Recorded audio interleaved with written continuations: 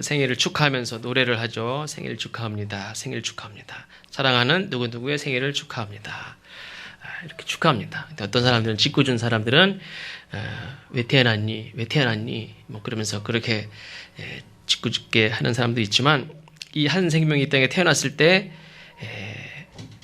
또 이 배 속에 잉태됐을 때부터, 알았을 때부터 우리가 축복하는 거는 무엇을 축복하는 거냐면 그 미래를 축복하는 겁니다.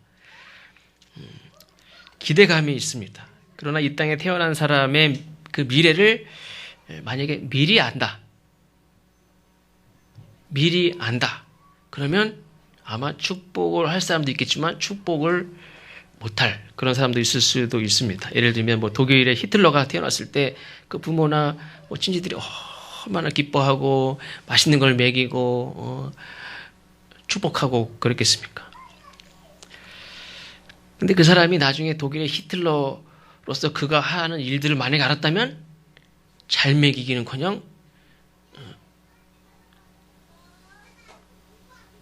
축복하기는커녕 우리가 뭐 어떻게 할 수 있을까요? 축복할 수는 없을 것 같아요. 그 부모도 그 아들을 낳고 미역국을 먹고 좋아하지 못했을 거예요. 그 이웃, 다른 사람들이 그렇게 좋아하지 못했을 거예요.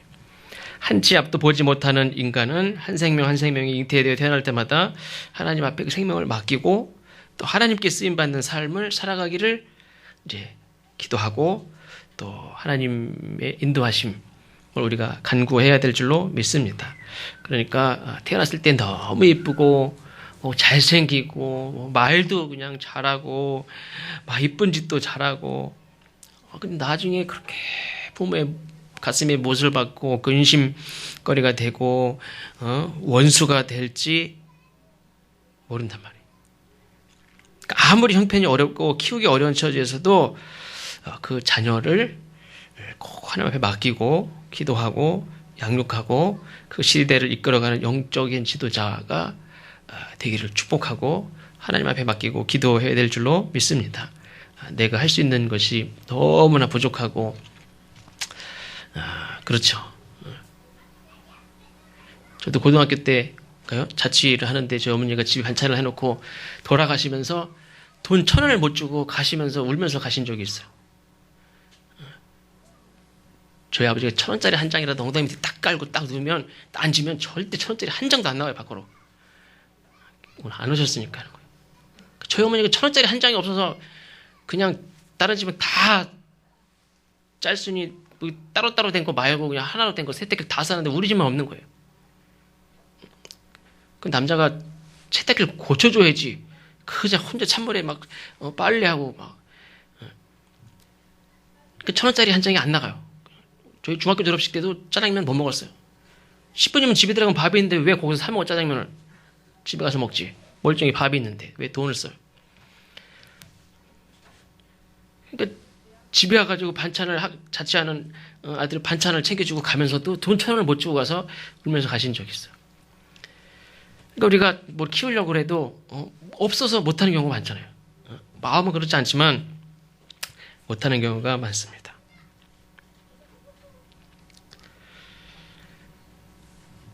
그렇기 때문에 우리는 자녀를 누군가 태어났을 때는 진정으로 축복하고 축복하는 거는 그냥 잘 되길 바라는 게 아니라 하나님 앞에 부탁하는 거죠.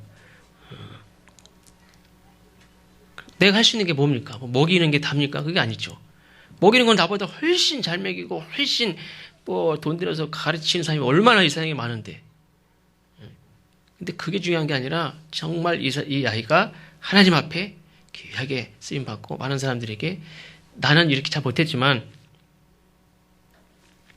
하나님 사실 우리에게 부모된 우리에게 우리 가정에 주건규 집사님과 한면 집사님 가정에 정원이를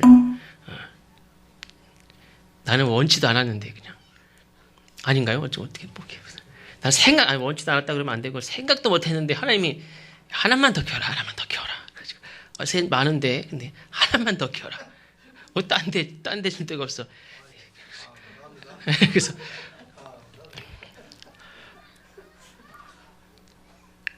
하나님이 주셨단 말이에요. 그렇죠? 하나님이 주셨어요.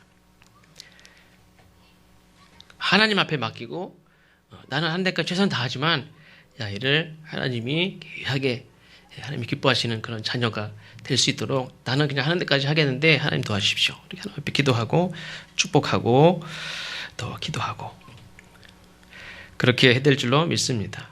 오늘 본문의 말씀은 경건한 유대교의 제사장 가정에서 하나님 앞에 모든 사람들 앞에 의롭다 인정을 받는 그런 부모의 가정에서 태어난 세례 요한의 출생에 대한 이야기입니다.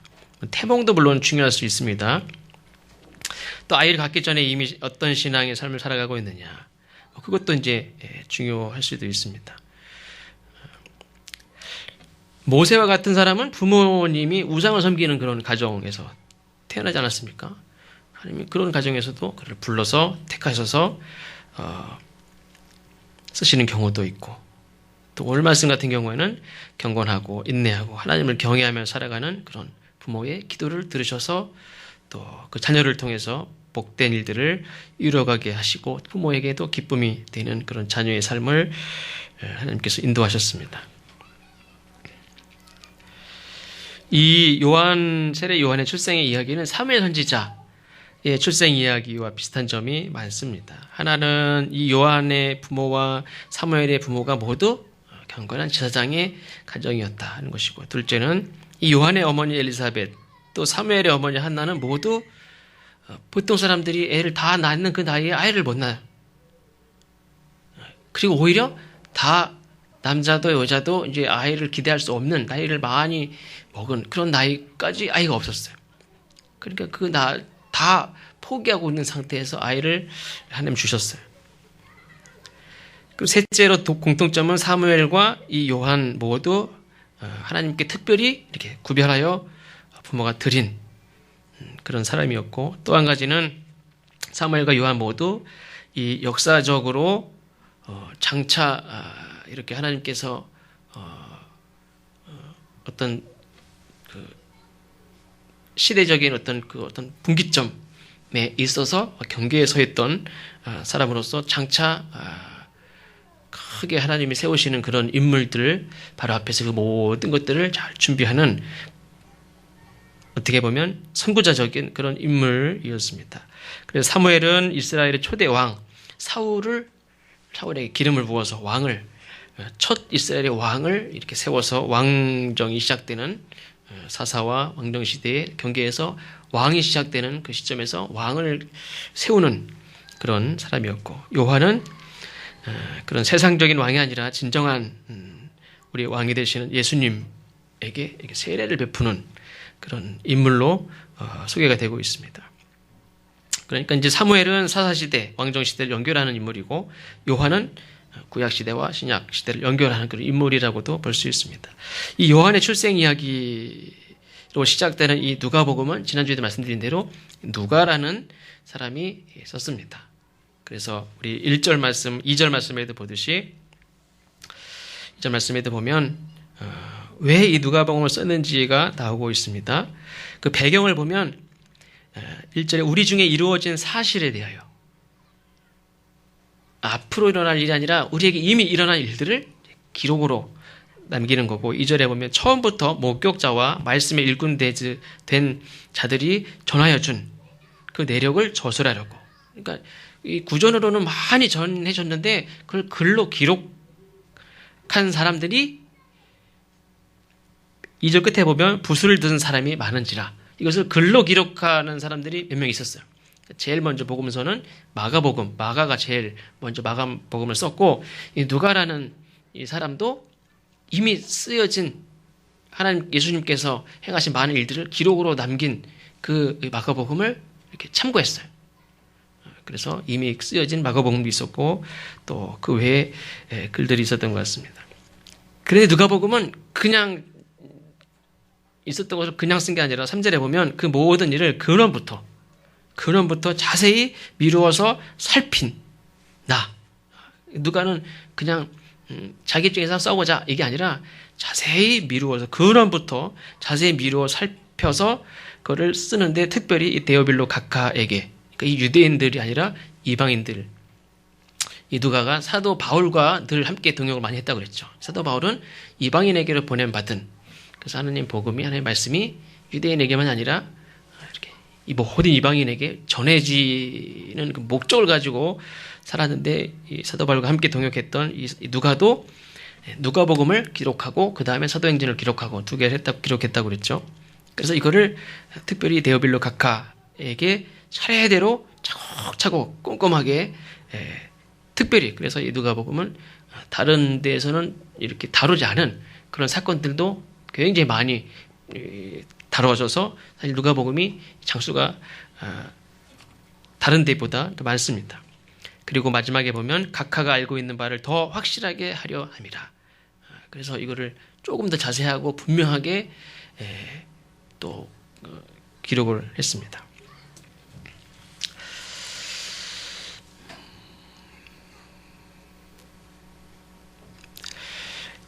우리가 책을 이렇게 쓰시는 분들을 보면 책에서 자기의 지식이나 문장력을 이렇게 뽐내기 위해서 이렇게 막 글을 만드는 경우가 있어요. 그렇죠? 그 상황을 어떤 경우에는 누가도 예수님의 제자로서 자기가 쓰는데 자기 자신이 좀 이렇게 좀 돋보인다든지 자기 역할을 좀 더 부각시켜서 쓸 수도 있지 않습니까? 누가복음에서는 누가도 그렇고 마태복음 다 마찬가지지만 그런 게 세상 사람들이 쓰듯이 절대 그렇게 쓰지 않았습니다. 이 복음서는 철저하게 예수님께서 태어나셔서부터 예루살렘에서 십자가에 달려 죽으시고 부활하시고 승천하실 때까지 예수님에게 사역을 다 마쳤지, 내가 썼으니까 나를 그래도 이렇게 좀 부각시킬 수도 있는데 전혀 그렇지 않고, 조금 그런 게 티가 난다면 요한 같은 경우에는 예수님이 늘 이 야고보 요한을 가깝게 늘 이렇게 하셨습니다. 그래서 그 표현에서 보는 사랑하는 요한, 사랑하는 요한, 예수님이 자기를 늘 이렇게 아끼고 사랑하는, 그래서 표현에 사랑하는 뭐 요한같이 이렇게 표현하는 그 표현이 조금 있을 정도지, 자기 자신을 드러낸다든지 내가 썼으니까 뭐 대통령들이 회고록 요즘에 쓰시는 것 때문에 이렇게 막 얘기가 되는데 자기의 치적을 이렇게 막 드러내지 않습니까? 자기 역할이 얼마나 중요했었는지 뭐 이런 것들을 쓰듯이 절대로 그렇지 그런 것들이 없습니다. 오직 예수님의 삶을 있는 그대로, 특별히 누가복음은 그렇습니다. 요한복음은 굉장히 이 영적으로 깊은 그런 제사였기 때문에 어떤 영적인 그런 부분에 더 많은 표현과 그런 관심과 또 예수님의 그런 사역들을 깊이 다뤘지만, 누가 같은 경우에는 직업이 의사였고 또 논리적인, 그래서 막 글자를 만들어내고 막 이런 것보다 있는 사실을 그대로 기록하려고 특별히 좀 특색이 있다면 그런 특색이 있습니다. 누가복음은 있는 사실을 그대로 더 자세하게 기록해서 알게 하려고 하는 그런 특색을 가지고 있습니다. 이 세례 요한의 출생에 대한 배경을 이제 맨 처음에 보면, 첫째는 아까 말씀드린 대로 요한의 부모님은 경건한 사람이었다, 이렇게 기록하고 있습니다. 훌륭한 인물이 있을 때에 그 뒤에는 반드시 훌륭한 부모님이 계시거나, 어떤 때는 부모님이 다 안 계셔도 훌륭한 선생님이 계시다든지, 아니면 훌륭한 선생님이 아니더라도 좋은 믿음의 친구가 있었다든지, 이런 그 사람의 어떤 관계 속에서 좋은 분들이 꼭 있습니다. 이 요한의 부모는 유대 왕 헤롯 때에 살았었는데, 헤롯 왕은 유대인이 아니라 외국인으로서 이제 유대 나라를 로마의 부속적으로 만드는 로마의 대리인 역할을 했던 그런 사람이고, 다윗 왕의 가문을 몰락시킨 장본인이라고 할 수 있는데, 이스라엘을 로마의 노예가 되게 한 장본인이라고도 볼 수 있습니다. 그 당시에 제사장 역할을 하고 있던 사람이 이 요한의 부모님이었습니다. 그러니까 나라가 망해가지고 로마로 넘어가는 시대. 근데 이 당시에는 역시 하나님은 아무 말씀을 하시지 않는, 침묵하시던 때, 백성들은 그냥 무지몽매하고 누구 하나 제사장이 깨어서 옛날에 같이 막 선지자들이 이것이 하나님의 뜻이라고 막 외치는 사람도 하나도 없는 그런 시대에 그냥 평안하다, 평안하다, 평안하다. 지금 나라가 망해져가 있고 하나님은 한 말씀만, 우리가 막 화를 내실 때는 오히려 잘못했다고 말씀하시면 괜찮지만 아무 말도 안 하고 가만히 있으면 그게 더 무서운 거예요, 사실은. 근데 그런 침묵하는 시절에 제사장이 하나님하고 교통하는 건 없이 그냥 평안하다, 뭐 이렇게 평화를 막 찬양을 하는데 나라는 망하고 로마의 식민지가 되어가고 나라는 온통 죄악으로 가득해져 가는데 제사장들이 평화로다, 괜찮다, 평안하다 이런 계속 좋은 말만 듣기에만 좋은 말을 하던 시대 백성을 인도해야 될 그런 정치 종교 지도자들은 타락하고 제사장은 직무를 잘 감당하지 못할 때 그런 시대임에도 불구하고 요한의 아버지는 경건하게 자기 맡은 임무를 감당하고 있었던 사람이라고 소개를 하고 있고 6절에도 보면 그 두 사람은 하나님 앞에 의인이니 이렇게 말씀합니다. 그러니까 모든 이런 종교가 다 썩고 부패하고 이런 시대에 그래도 성경은 요한의 부모님을 하나님 앞에 의인이라고 이렇게 말하고 있습니다. 우리가 살아가는 현실이 혹시 재정적으로 넉넉하지 않고 힘들고 어렵고 살기가 너무 힘들지라도 중요한 것은 하나님이 보실 때 의로운 자인가, 믿음으로 사는 자인가 이것이 제일 중요한 줄로 믿습니다. 그러니까 우리가 그 삶의 지향점을 어디다 두고 사느냐, 삶의 가치를 어디다 두고 사느냐 그게 제일 중요하죠. 죄악이 세상에 가득할 때 노아가 그랬듯이 하나님 앞에 사가랴, 엘리사벳이 의로운 삶을 살아가고 있었습니다. 그런데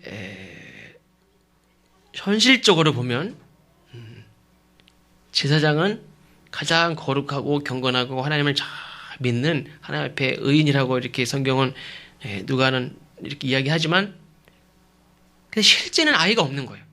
이 당시에 아이가 없다는 것은 뭔가 하나님의 어떤 죄에 대해서 하나님이 가장 좀 매몰차게 냉정하게 아주 무섭게 심판한 것 중에 하나가 자녀가 없는 거예요. 보기에는 굉장히 경건하신 분인데 자녀가 없어요. 이거는 그 자체로 그 경건이 의심받는 거예요. 우리는 그게 지금 아니라고 생각하고 믿지만 그 당시에는 자녀가 없는 것 자체가 하나님 앞에 큰 심판을 받았다든지 징계를 받았다든지 그래서 이 본인들 자체도 그걸 감당하기가 너무 힘들어요. 내가 이렇게 경건하게 살고 내가 스스로 생각해도 의롭게 그렇게 믿음으로 살려고 하는데 자녀가 없어요. 세상 사람들이 보는 사람들도 다 이렇게 안 좋게 봐요. 자식이 없는 것도 물론이지만 이미 자식을 낳을 수 없는 나이까지 왔어요. 그래서 그들이 가지고 있는 생각은 뭐냐면 이제 영적 아이를 가지리라고는 생각을 못하는 그런 나이까지 왔습니다. 이삭도 그랬고 야곱, 삼손, 사무엘, 세례 요한 그러니까 오랫동안 아이를 갖지 못했던 어머니 그런데 제가 말씀드린 그 자녀들 어머니들이 어땠습니까? 다 기도하는 어머니들이었습니다. 그러니까 실제적으로는 나이가 이미 아이를 낳을 수 없는 나이까지도 갔던 그런데도 그 어머니들은 그럼에도 불구하고 끝까지 경건한 하나님을 바라보면서 사는 그 삶을 놓지 않고 포기하지 않고 그럼에도 불구하고 그런 의로운 삶을 살아가는 것을 볼 때 우리가 끝까지 소망을 가져야 될 줄로 믿습니다. 어쨌든 이 오랜 기간 힘들지만 묵묵하게 기도하면서 살아가는 그런 모습을 볼 수 있고 또 한 가지는 이 사가랴가 성전에서 맡은 일에 충성을 다하는 것을 포기하지 않았습니다. 이 사가랴는 제사장이면서 한편으로는 하나님의 축복의 모범이 되는 아까도 말씀드린 대로 그런 부담이 있을 수 있습니다. 실제로 경건한 삶을 사는 제사장인데 실제로는 자녀가 없는 모든 계명을 잘 지키고 하나님 앞에 의인이고 그런데 자녀가 없는 가장 창피한 가장 수치스러운 그런 것들을 가지고 있는 숨길 수 없는 다른 건 숨길 수 있는데 자녀가 없는 건 숨길 수가 없죠.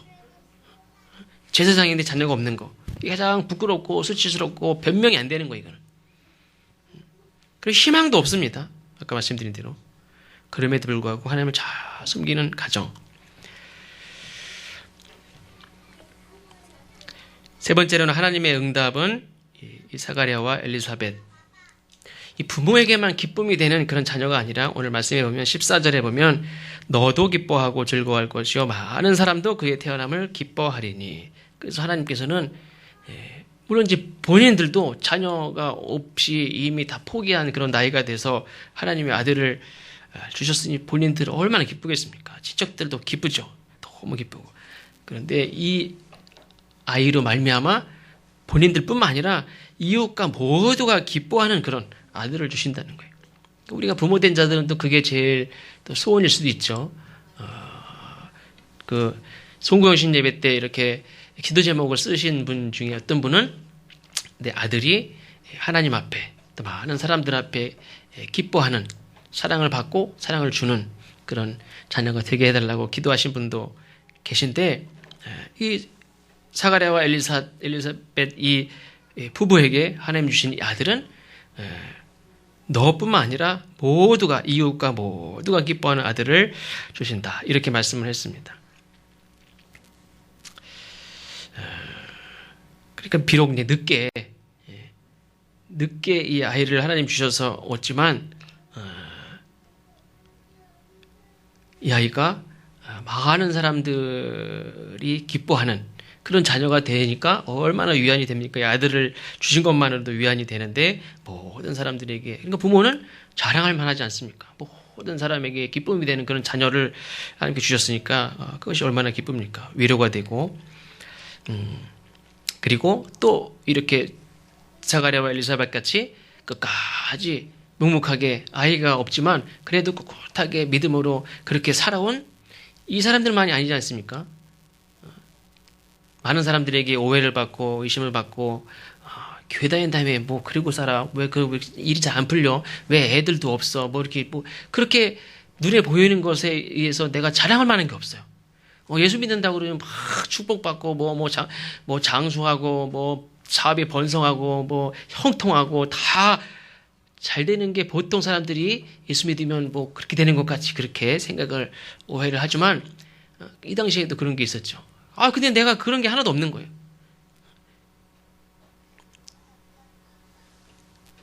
그럼에도 불구하고 묵묵하게 하나님 바라보면서 신앙생활을 잘하고 경건하게 살아가는 또 많은 사람들에게 소망이 되지 않습니까? 희망이 되고, 그래서 많은 사람들에게도 이렇게 기쁨이 되고 또 소망이 되는 그런 자녀를 하나님께서 주셨습니다.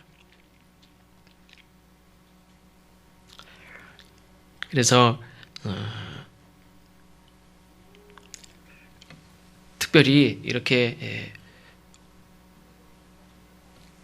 신앙을 가지고 또 비록 우리가 살아가는 삶의 형편은 그렇게 우리가 뭐 풍요롭지 못하더라도 믿음으로 묵묵하게 경건하게 정직하게 하나님께 진실하게 그렇게 살아가려고 하는, 또 그렇게 살아가는 부모의 그 가정에 하나님이 그 자녀를 주신 것이 가장 복된 그런 것인 줄로 믿습니다. 그 자녀에게도 그렇고 그렇습니다. 만약에 어떤 자녀가 무슨 저기 아까 말씀드린 대로 저희 IS 이런데 우리나라도 어디 혼자 어디 갔지 않습니까? 부모도 모르게 그런 데를 뭐 들어갔다고 그러는데, 자녀가 그런데 입양돼가지고 거기서 큰다고 그러면 그게 얼마나 그 재앙입니까? 그렇죠.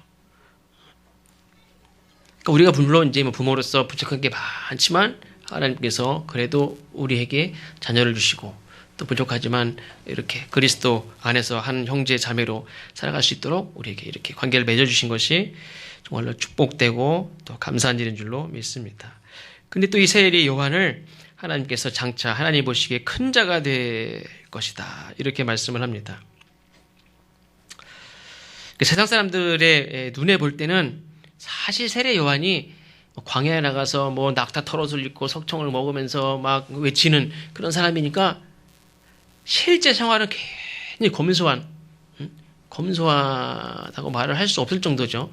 그러니까 세상적으로 보면 무슨 뭐 명예를 가진 것도 아니고 지위를 가진 것도 아니고 큰 부자가 된 것도 아니고 뭐 세상적으로 성공한 사람도 아니고, 근데 세상 사람들이 볼 땐 그런 사람이 큰 자지만 하나님 보실 때는, 영적으로 볼 때는 사실 예수님이 12명의 제자를 데리고 가르치시면서 다닐 때까지만 해도 사실은 숫자적으로 보면 이 세례 요한의 제자가 훨씬 많았어요. 그 영향력이 얼마나 대단한지 몰라요. 그래서 그 말씀도 나오죠.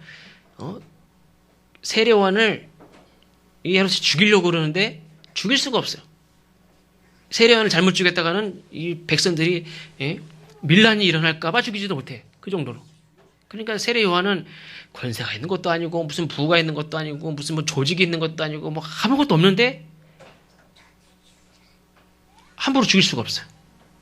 이 세상에 영적으로 그의 영향력이 굉장히 크기 때문에 대중들이 볼 때는 뭐 아무것도 힘도 없는 것 같지만 하나님이 그 세상 가운데 그 시대에 정말로 감당할 수 없는 세상의 권력도 감당할 수 없는 그런 지극히 큰 사명을 감당하는 자로 이렇게 세우신 것을 볼 수 있습니다. 예수님도 말씀하셨죠. 여자에게서 난 어느 누구보다도 진짜 위대한 인물이다. 이렇게 말씀하셨습니다.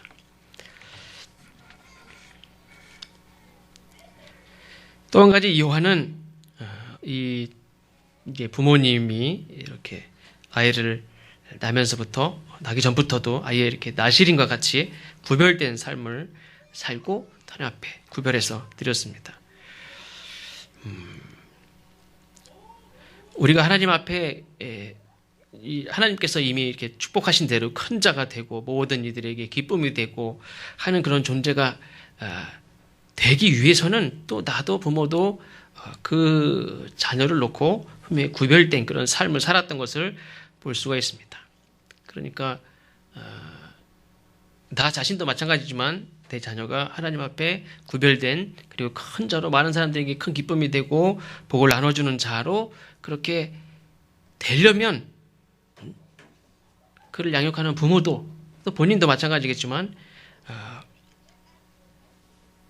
자기를 부정하고 항상 낮아지고자 겸손하게 그렇게 사는 그런 삶을 살아야 될 줄로 믿습니다. 그냥 무슨 누가 무슨 점쟁이가 얘기해 주면 그 사람이 그냥 되는 겁니까? 그렇지 않죠. 하나님이 축복을 하셔도 내가 그렇게 나 자신을 구별되고 하나님 앞에 그렇게 드리지 못하면 내 자신의 삶을 이렇게 구별하지 못하면 그렇게 기대한다고 되는 게 아니죠. 부모도 그렇고 본인도 그렇고 그런 일들을 감당할 수 있기 위해서는 나 스스로도 그렇게 거룩한 그릇으로 준비되어야 되고 나 자신도 그렇게 구별해야지. 나를 함부로 막 굴려 먹으면 나는 함부로 막 하고 내가 하고 싶은 대로 하고 내 자녀가 어떻게 바르게 되길 바라며 내 가정이 어떻게 하나님 앞에 바르게 진실하게 하나님 앞에 거룩하게 쓰임받기를 바랍니까?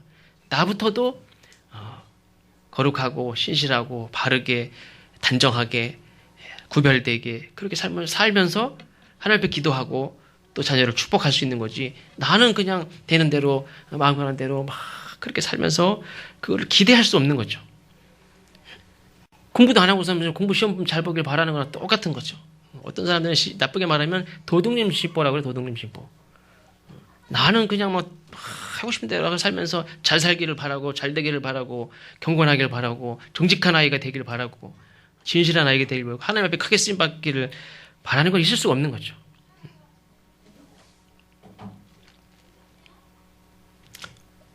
우리 큐티에도 나오지만 옛날에 자녀들은 부모님 앞에 또 사람들 앞에 자기 자신을 이렇게 얘기죠. 불초소생이라고. 불초소생. 불초란 말은 담는다는 거예요. 담는 거. 담지 못한다는 거예요. 불효자가 뭡니까? 부모님을 담지 못한 게 불효자예요. 그걸 옛날 이제 사람들은 그렇게 얘기했어요. 스스로. 내가 감히 이렇게 닮을 수 없는 훌륭하신 그런 부모님을 내가 닮는 게 효의 기본인데 내가 부모님을 못 닮은 거, 닮지 못한 거. 그게 불초예요. 불초. 그러면 부모는 그 얘기를 들을 때 너는 나 반만 좀 닮아라 이놈아. 이렇게 얘기할 수 있습니까? 자식이 부모님 앞에 불초소생, 내가 부모님을 닮아야 내가 그게 가장 바른 삶이고 그게 가장 귀한 삶이고 그게 정답인데 내가 부모님을 닮지 못한 이 불효자. 근데 부모님은 당당할 수 있습니까? 당당할 수 없어요. 너는 나를 닮으면 안 돼. 나는 이런 허물 있고 이런 부족한 게 있는데 나를 더 넘어서서 나를 닮으면 큰일 날. 내가 얼마나 못된 성격이고 얼마나 못된 게 많은데 나를 닮으면 어떻게 해. 자녀는 그게 공경하는 거예요. 불초 부모님을 닮지 못한 이 불효자. 부모는 그 얘기를 들으면서 나는 그럼 어떻게 합니까? 정말 자녀가 닮을 수 있을 만한 그런 모습으로 살아야죠. 그렇죠?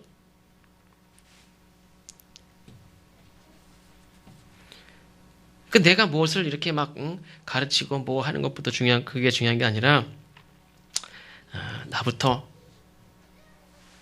내가 무슨 뭐 하나님 같이 뭐 완전한 그런 건 아니지만 내가 자녀 앞에 어쨌든 그걸 효라가하고 그거를 중요하게 여기고 바라보는 자녀가 있다면 나는 그러면 최소한 나 자신 하나님 앞에 구별하고 세상에 단정하게 바르게 진실하고 정직하게 그렇게 살아야 되는 게 당연하죠. 근데 나는 그냥 막 하고 싶은 거 하면서 자녀한테는 똑바로 하라 그러고 엄마는 아빠는 엄마 아빠는 틀렸어 이미 너나 잘하는 거야. 그렇게 얘기하는 건 그건 말이 안 되는 거죠. 내가 죽을 때까지 하나님 부르신 그날까지 나는 자녀들 앞에서 나를 닮으려고 노력하는 그 자녀들 앞에서 나는 하나님 앞에 그래도 애를 쓰고 이렇게 바르게 하나님 앞에 나 자신을 구별하고 그렇게 사는 게 그렇게 살아야 자녀들에게도 하나님이 복을 주시고 또 그렇게 될 줄로 믿습니다. 또 모태에서부터 성령 충만한 자가 될 것이다. 이렇게 말씀을 했습니다. 그래서 우리가 성령 충만하고자 하는 사람은 이 사가랴와 엘리사벳이 이 정신을 흐리게 하는 그런 독한 술이나 이런 것들을 삼가했다고 하듯이 태어나서도 중요하지만 태어나기 전부터 부모의 삶도 중요하다는 것을 여기서 말씀하고 있습니다. 그래서 어머니 엘리사벳이 뱃속에 있을 때부터 예수님을 잉태하고 어머니를 찾아온 이 마리아를 보고 막 태중에서 이렇게 기뻐 뛰놀았다는 말씀도 이제 다음 주에도 있듯이 이 요한은 태중에서부터 이미 이렇게 성별되고 성령 충만했던 것을 알 수 있습니다. 그러니까 부모님의 그런 기도, 부모님의 신앙생활 이것이 얼마나 중요한지를 알 수 있습니다. 또 한 가지는 요한의 탄생이 아까 앞에도 잠깐 나왔지만 부모뿐만 아니라 모든 사람이 기뻐하고 또 하나님이 기뻐하시는 이런 아들이 되는 이유가 있는데 그건 뭐냐면 많은 영혼을 하나님께로 돌아오게 하는 사역을 감당하게 될 것이다. 그러니까 지금 이 요한의 부모님에게 좋은 소식을 전하고 있습니다. 이 아이가 이 땅에서 큰 자가 되고 특별히 복된 소식이 뭐냐면 많은 영혼을 하나님께 돌아오게 하는 일들을 감당하는 아들이 될 것이다. 이렇게 얘기했습니다.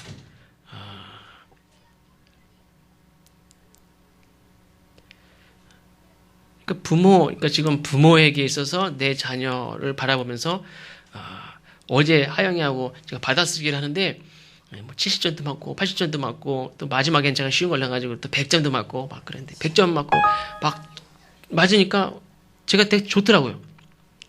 초등학교 가끔 이제 카스나 이런 데 보면은 이제 초등학교 1학년 들어간 애들 그 부모님들 보면 맨날 100점 맞은 거 맨날 올릴 거지 좀 있으면. 그게 생각나더라고요. 그래서 아이가 이렇게 받아쓰기만 잘해도 막 기뻐요. 상장 받아오면 기쁘고 새 것도 이렇게 막 저희 아내가 이렇게 다 모아놓은 거, 뭐 그린 거 하나까지 다 모아놔가지고 그게 한 박스에 있어. 다 기뻐하는 거예요. 자녀가 잘 된 걸 다 기뻐하죠. 근데 그런 것도 기쁜데 무엇이 가장 기쁩니까? 그를 통해서 많은 영혼이 하나님께로 돌아오게 하는 것이 여기 성경에서는 기쁜 소식이라고 지금 이야기를 해주고 있어. 네 아이가 공부 잘할 것이다. 네 아이 진짜 이번에 네 아이 태어나면 똑똑할 것이다. 응? 삼성전자 들어갈지도 몰라. 뭐 이런 게 아니라 서울대 무조건 들어가. 걱정하지 마. 그냥 기도해. 이것도 아니고 부모에게 기뻐하라고 기쁜 소식이라고 말해주는 그게 이유가 뭡니까? 많은 사람을 하나님 앞에 돌아오게 하는 그 일을 네 아들이 할 것이다. 그게 이 부모에게 기쁘고 좋은 소식이라는 거예요. 그런데 많은 세상의 사람들은 기뻐하는 조건이 달라요. 그런 거 말고요. 똑똑하고요. 건강하고요. 일단 대학도 잘 들어가고요. 그냥 뭐 취직도 좀 좋은 데로 들어가고요. 또 결혼도 잘하고 그 다음에 뭐 또 그 정도면 이제 여한이 없나요? 또 우리가 자녀를 볼 때 기뻐하는 조건들이 우리는 다 하나님이 기뻐하라고 야, 네 아들, 네 딸 내가 너 줬는데 기뻐해. 뭔데요? 뭐 왜? 들어보니까 별게 아니에요. 우리가 생각했던 기뻐하는 조건이 아니에요. 그러니까 우리가 벌써 많이 달라요. 근데 요한은 많은 사람을 하나님 앞에 돌아오게 하는 일들을 감당하게 될 거라고 기뻐하라고. 우리가 진정 그것을 기뻐해야 될 줄로 믿습니다. 내 자녀가 어떻게 되는 게 기쁜 건지, 내 자녀가 정말로 어떻게 사는 게 정말 내 삶에 또 하나님이 기뻐하시는 모습인지를 우리가 잘 알고 그것을 또 구하고 그것을 축복하고 그것을 믿고, 사실은 예수님도 그랬지만 이 새 요한도 하나님이 기뻐하시고 많은 사람을 하나님 앞에 돌아오게 하는 그 귀하고 정말 복된 인생을 사는 그런 아들이었지만 그 아들의 마지막은 어땠습니까? 이 헤롯 왕의 잘못을 지적하고 끝까지 지적하고 그러다 결국에는 머리가 그냥 잘려가지고 선반에 머리만 올라와서 그렇게 죽어요.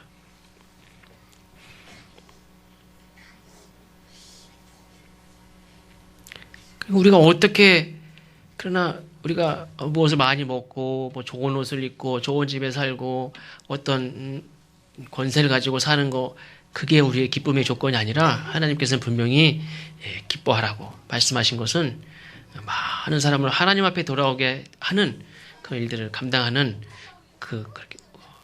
그런 삶을 사는 게 정말 복된 삶인 것을 우리가 기뻐하고, 또 우리 자녀들뿐만 아니라 우리 모두가 그런 삶을 살아가야 될 줄로 믿습니다. 마지막에는, 그런데 이런 얘기를 쭉 하면서 이제 제사장 사가랴에게 아들을 낳을 것이다 이렇게 말씀을 이제 하는데, 정작 사가랴는 믿질 못해요. 어떻게 내가 이 사실을 알 수 있습니까? 그러니까 사가랴는 하나님은 전능하시고 하나님은 불가능이 없는 것을 아는 제사장이에요. 그걸 가르쳤던 사람입니다. 평소 그 일을 놓고 기도했으면서도 불구하고 정작 사가랴는 그냥 아들을 낳을 것이다가 아니고 정말 많은 사람들 하나님 앞에 돌아오는 일들을 할 것이고 모든 사람이 하나님이 기뻐하시는 그런 아들을 이제 주실 거라고 말을 하고 그걸 듣고 있으면서도 불구하고 정작 사가랴는 그걸 믿질 않아요. 왜 그렇습니까? 나하고 내 아내가 이미 나이가 많은데, 그 생각에만 사로잡혀서 하나님이 직접 우리에게 말씀을 하시는데도 믿을 수가 없었어요. 그 불신앙적인 그런 말에 천사가 어떻게 했습니까? 벙어리가 되게 했습니다. 그 믿지 않은 것 때문에. 근데 이 말씀을 이제 보면서 우리가 이 불신앙적인 말을 한다고 해서 벙어리가 됐다면, 저는 벙어리 지금 계속 벙어리일지도 몰라요. 우리 주위에도 아마 말 못할 사람들 많을 거예요. 근데 이 사람이 비록 벙어리는 됐지만 더 이상 불신앙적인 말은 하지 않았어요. 환상을 누설하지도 않고 자랑하지도 않고. 그래서 나중에 일들을 입을 딱 여는 나중에 입을 열면서 하나님이 이 가정에 복된 자녀를 주셨구나 하는 것들을 모든 사람들이 이제 알게 되는데, 우리가 이 말씀을 통해서 물론 이제 아들을 없다가 아들을 낳은 것 자체가 또 기쁠 수 있지만, 우리가 정말로 기뻐해야 될 것은, 우리가 자녀를 기르는 부모들도 마찬가지고 나는 또 누군가의 자녀 아닙니까? 나 자신을 우리가 생각하면서 내가 어떻게 사는 것이 부모에게 기쁨이고 하나님에게 기쁨이고, 생일을 축하하면서 노래를 하죠. 생일 축하합니다. 생일 기쁨인지를 사랑하는 누구누구의 생일을 단지 공부 잘하고 뭐 사업을 잘하고 돈을 많이 벌고, 어떤 사람들은 짓궂은 사람들은 짓궂게 하는 사람도 있지만, 이 한 생명이 이 땅에 태어났을 때 좋아하고 기뻐하고 박수치고 축하하고, 또 실제로 공통점은 사무엘 그거 가지고 울고 웃고 하지 않습니까? 우리가 정말 기뻐해야 될 일은 여러분들이 세상 곳곳에서 빛으로 살고 소금으로 살고 많은 사람들에게 복음을 전하고, 엊그저께 수요일 날은 우리 이종일 집사님하고 우리 김석경 원사님하고 여기서 밖에서 전도를 했어요. 전도로. 근데 제가 보니까 이종일 집사님이나 김석경 원사님은 보통 길에서 전도하시는 그런 깔끔하게 옷 다 입으시고 그냥 말 잘 하시는 그런 여자분들하고는 전혀 반대.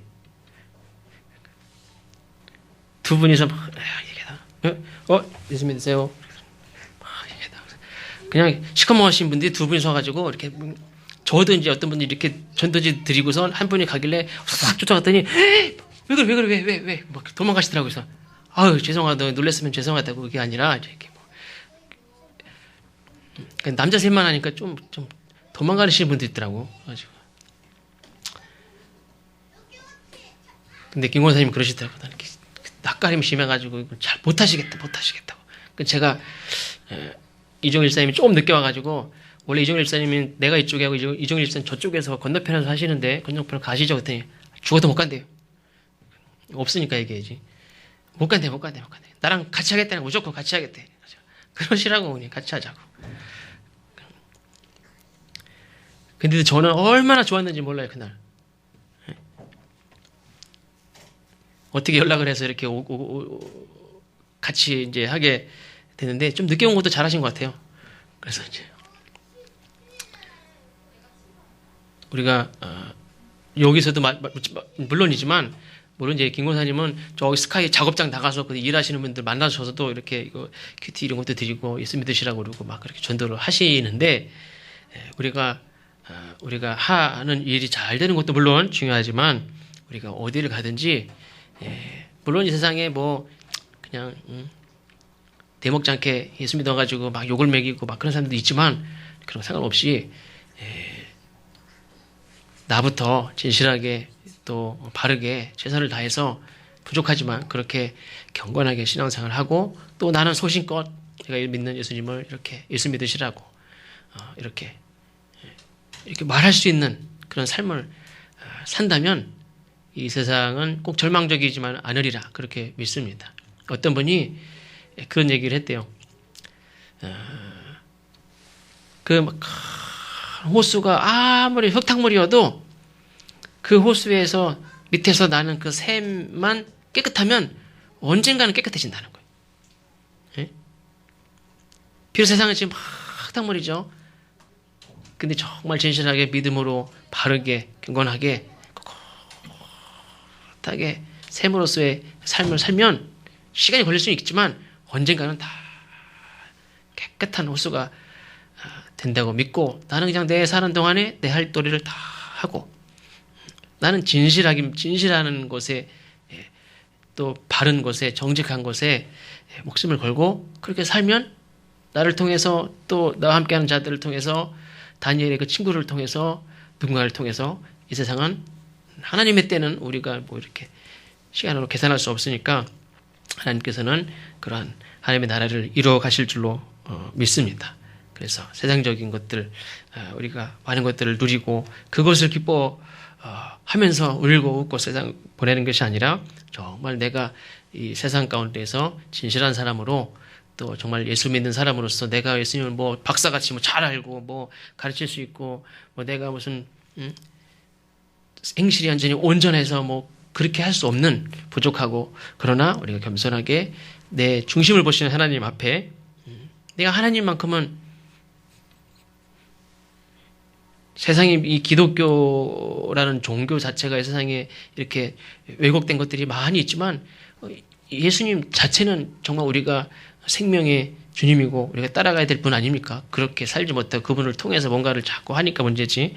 우리는 진실하게 진정한 기쁨이 뭔지를 그걸 맛보고 그걸 포기하지 않고 살아가시는 우리 모두가 되시기를 바랍니다. 기도하겠습니다. 하나님,